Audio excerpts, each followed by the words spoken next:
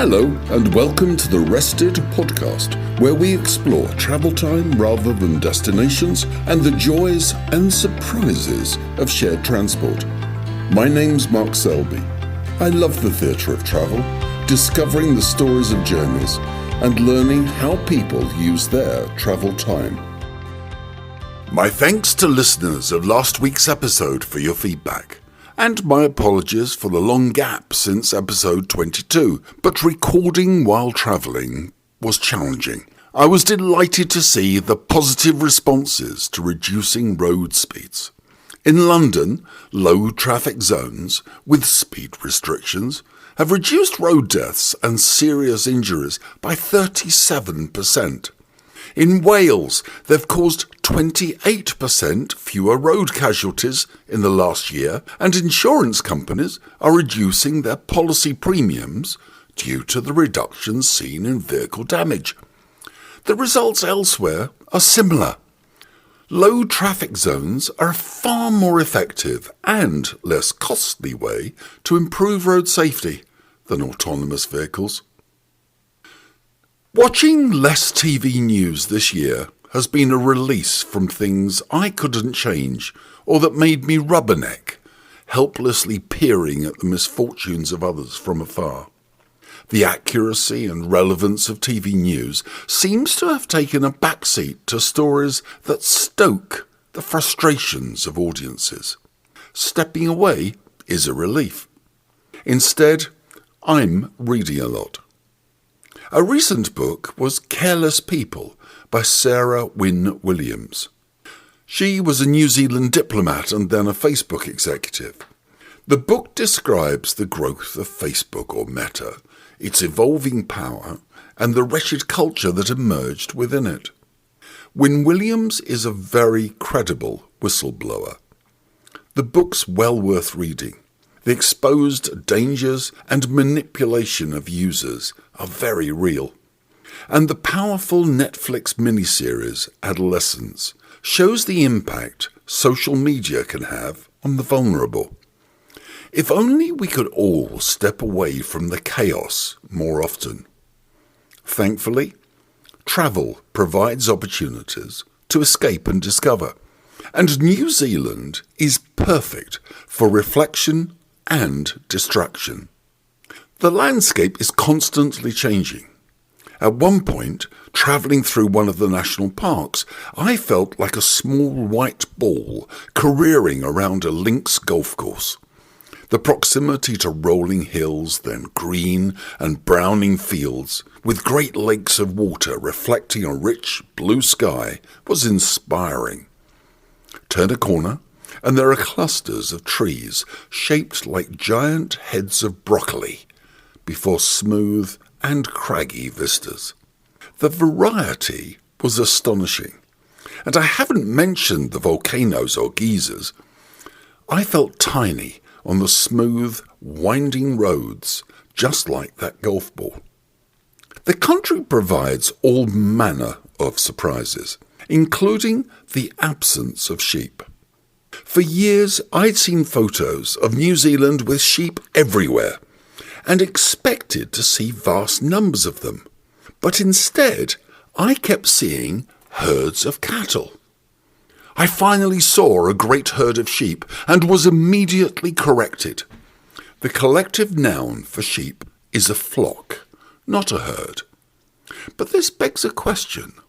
Why is the person who looks after the sheep called a shepherd and not a sheep flocker? Possibly because it's illegal. It was much needed relief from media seeking to monetize anger. Thankfully, in real life, most people are kind and very pleasant. In Tahiti, our Airbnb overlooked Venus Point, where Captain Bligh landed the HMS Bounty. He'd sailed from London with instructions to collect breadfruit saplings and take them to the West Indies, where they'd be grown to provide low-cost food for the slaves. A wretched mission. After a 10-month journey, the crew were greeted and entertained with pleasure by the Tahitians. Unsurprisingly, They were reluctant to leave after 5 months, and not long after they finally set sail, there was a mutiny on the ship. Seeking lunch one day, Liz and I popped into the museum of James Norman Hall, who co-wrote the book Mutiny on the Bounty. Upon entering, we saw a woman with a young couple putting food onto a table in the courtyard. We asked if the cafe was open. The woman apologized. The museum was, but not the cafe.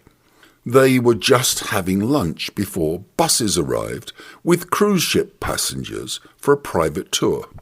We turned to leave, but were invited to join them for lunch if we'd not eaten. We did.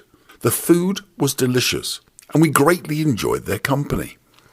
We talked about good Tahitian food and then learnt about a fish dish called fafaru, an incredibly smelly dish of fermented shrimp heads, fish fillets, and coconut milk. No one suggested we try it. As we ate, the first bus arrived. Our hosts finished their meals to prepare for the tour. We got up to leave, but Vivian, who'd invited us to lunch, insisted we finish at our leisure. When the tours began, we cleared the table, then took our leave. The next morning, we returned to thank Vivian and look at the museum. I'd never knowingly heard of James Norman Hall before. He led a fascinating and productive life. He was born in America, and during the First World War, he fought for 3 Allied nations. Firstly in the British infantry, then as an aviator for France, and then for America. All 3 nations awarded him significant military honours. He settled in Tahiti to write and raise a family. His son, Conrad Hall, won 3 Oscars for his cinematography on Butch Cassidy and the Sundance Kid, American Beauty, and Road to Perdition.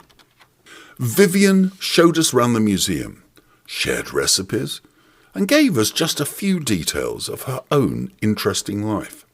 She grew up in Uganda to mixed-race parents and attended boarding school at Reigate, Sussex in the UK, which she loved. The family was kicked out of Uganda by Idi Amin and moved to the UK. Vivian completed her schooling in Eastbourne. Years later, she followed a man to Tahiti and has lived there for 35 years. She's worked at the museum for the last 24 years. Her 3 children currently live in France. Vivian is fascinating and a mine of information, such as where to buy black pearls in Tahiti. Her recommendation, Faire du Collectionneur et de la Perle, not far from the museum, was first-rate. As we left, the American granddaughter of Charles Nordhoff, Hall's co-author, arrived to see the museum for the first time. What started as a quest for lunch opened our eyes to yet more of the unexpected and more of the kindness of strangers. People change the direction of their lives for all manner of reasons. If we only judge books by their covers, libraries are just rows of randomly coloured spines or lines of uniform colour. Talking in real life with others can open those books. And it's so easy to make assumptions based on a person's occupation or appearance. The carer for my mother-in-law, who, it transpired, was a nuclear physicist from Eastern Europe before moving to the UK and needing work to survive. Or the softly spoken young server in a Vancouver cafe who calmly shared her thoughts on the alliteration of the menu when asked about its contents. In New Zealand, we occasionally saw large groups of motorcyclists riding in packs. Both the sight and the noise were impressive, if somewhat intimidating. I use the collective noun pack rather than gang deliberately. Talking to a biker later, he explained that the packs riding at weekends tend to consist of accountants and other office workers who want to pretend they're in gangs. The real gangs ride during the week. Given that I was speaking to an expert, I then asked why I kept seeing bikers riding in groups of 3. "That's easy," he said. "It's all down to possums. When they ride in a line, the first one tries to kill any possum, which are vermin, on the road. If he misses, the second one tries. If he fails, the third one's almost certain to get it. Of course," he added, "it could just be the same group of 3 following you."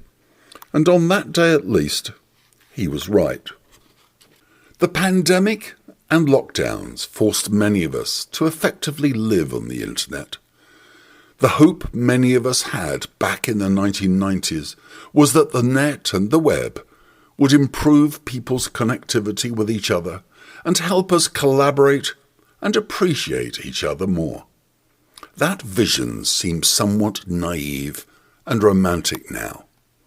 Thankfully, the internet has brought many advantages, especially for travellers searching for destinations, routes and tickets.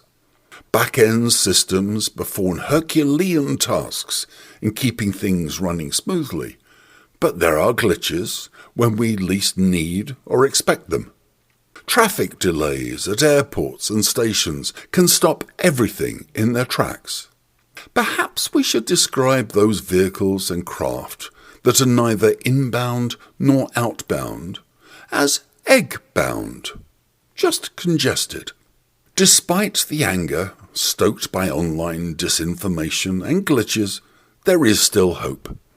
The risk is when the silent majority assume they're in the minority because they don't hear others expressing the views they hold. In fact, they are the majority. And just like those flocks and herds, we're not alone. Chatting with a fellow traveller will often confirm it. It's good to talk. Thanks for listening to the Rested podcast. Please subscribe for details of new episodes and tell your friends. I look forward to reading and sharing your travel stories. Please email restedpodcast@gmail.com. And my thanks to everyone that has contributed to Rested so far. Enjoy your travel time.